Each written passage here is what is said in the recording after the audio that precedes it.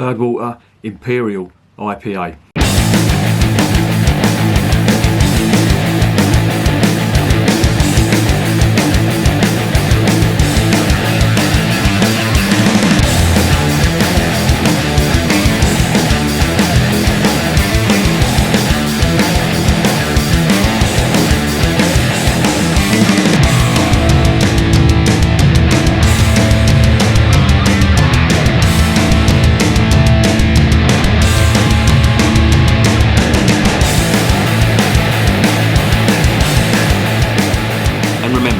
Life is too short to be drinking shitty beer.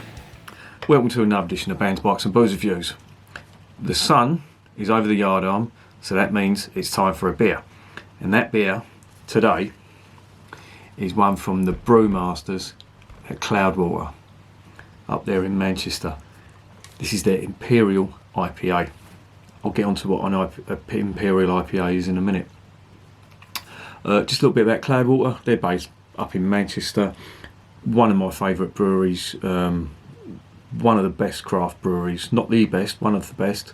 I think around today I've tried quite a lot of their beers and not been disappointed with any of them. They've always been up there, 8s or 9s, or sometimes even 10 out of 10s. Yeah, they're really good. I really like what they do, and kept it a bit real, unlike Brewdog, who have just, you know, exploded onto the scene and expanded and got loads of brew pubs and pubs, etc. They're quite modest. They've got a brew pub up in Manchester, and they've also got a pub in London as well. But they're really good, and you can find their beers in a lot of these, craft beer pubs on draft and in cans as well. And I always make a point of having some because they're really good. An Imperial IPA, what is that? Imperial IPAs are very similar to Imperial Stouts. The principle is the same, but it's basically high alcohol, big flavour, lots of hops.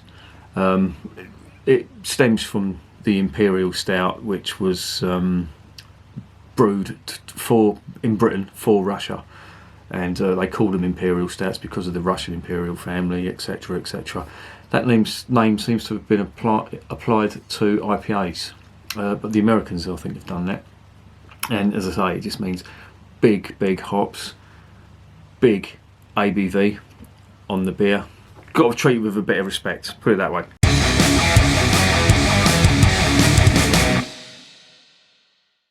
So what is this? Well, as I say, this is an Imperial Stout. Imperial Stout, it's not Imperial Stout. It's an Imperial IPA from Cloudwater. It is a 440ml can, which seems to be a preferred measure from Cloudwater. It boasts, it talks a really good fight. It says it's a bright and resinous Imperial IPA. Of course, resin comes from hops. It's part of the essential oils that come from hops, etc. And you can sometimes taste that resinous flavour in there. It says punchy gets clean, balancing bold hop flavours and subtle sweetness with a dry bitter finish. Think about a Californian sunset, think about a lush dense coniferous forest, or let all thoughts gradually slip from your head as you savour this bold yet clean and deceptively drinkable West Coast IPA. Yeah, at 8%, I think a lot of thoughts will be gradually slipping from your mind, as well as the use of your legs. Aroma and flavour: orange pulp, unusual, and dried apricot, leading to pithy grapefruit and big sticky pine notes. Body clean and smooth with restrained sweetness, followed by a long, dry and bitter finish. Aftertaste: lingering pine, pithy citrus and resinous hop notes. Now, I do like resinous hops, and you tend to find them in really good IPAs. That's where they really come out. Anyway, let's get this open and let's smell all these aromas they're talking about.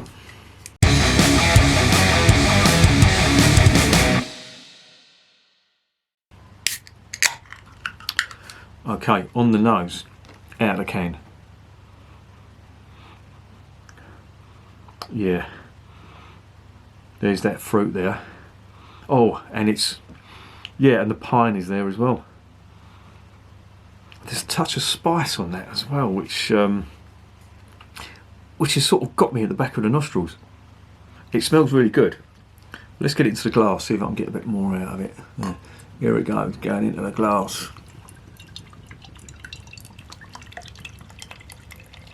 Now it's just called this an IPA. It doesn't say whether it's an East Coast style or West Coast style or what style of IPA.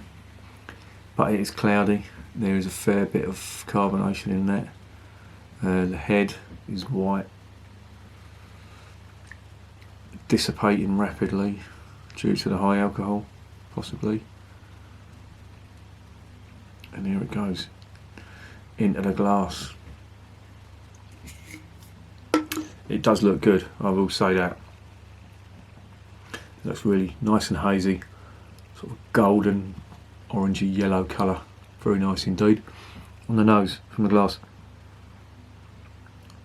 Wow, even bigger grapefruit and sweet fruits as well. I wouldn't have said it was orange.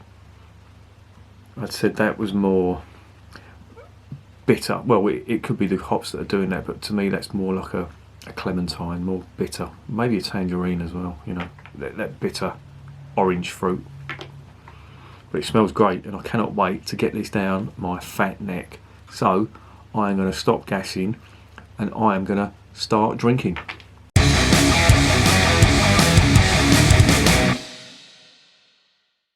Cheers.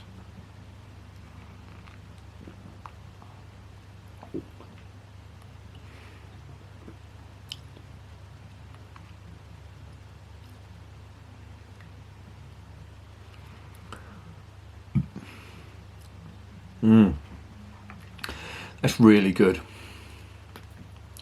That is really good. That has got big, bold fruit in that. And it's not as bitter as they're making out. It does say that there's like a bitter aftertaste. Aftertaste, lingering pine, pithy citrus, and resinous hop notes. Yeah. Pithy citrus. Yeah, I suppose it is bitter. You know, if you ever had the pith from an orange, that is quite bitter. But it's not as bitter as they make it out. It's quite sweet.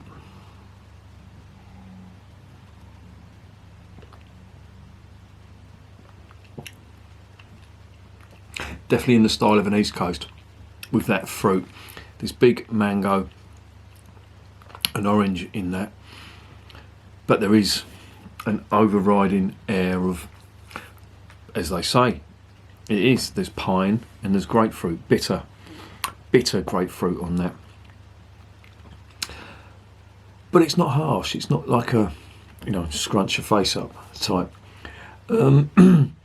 Not getting too much spirit alcohol on that. This is cold though, it's come out of the fridge, so I'm not sure whether I sort of disguised that. At 8% I would have expected some spirit alcohol in that.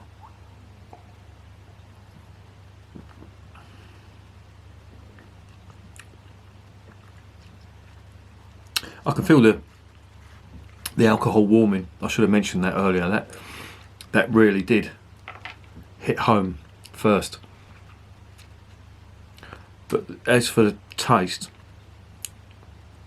I can only assume, because I've had this in the fridge for a few days and it's really cold, that I'm not experiencing that. Maybe if I let this get down to sort of temperate or even cool temperature, I may get some spirit alcohol, but I'm not getting that at the moment, which is nice, which is making this dangerously drinkable. And as I say, it's in the style of an East Coast, and them huge fruity flavours are just amazing.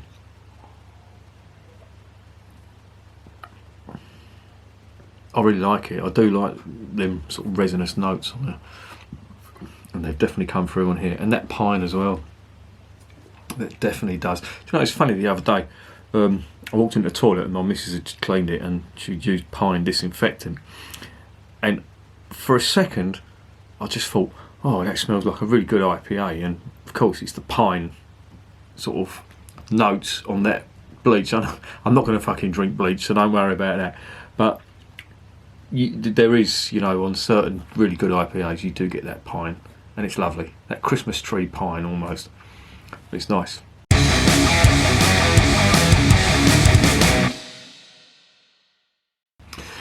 So what's the verdict on this thing? Well, Well, I really like this. This is great. It's got everything I would expect in an IPA. And this is, you know, when I see American style IPAs and stuff like that, this is what I want. I want big fruit. I want big hops. I want big alcohol. And this has got them all. I know it's an Imperial IPA, but, you know, even on some of them New England IPAs, they're really strong. But this is great. I would give this, I'd give it a 10 out of 10.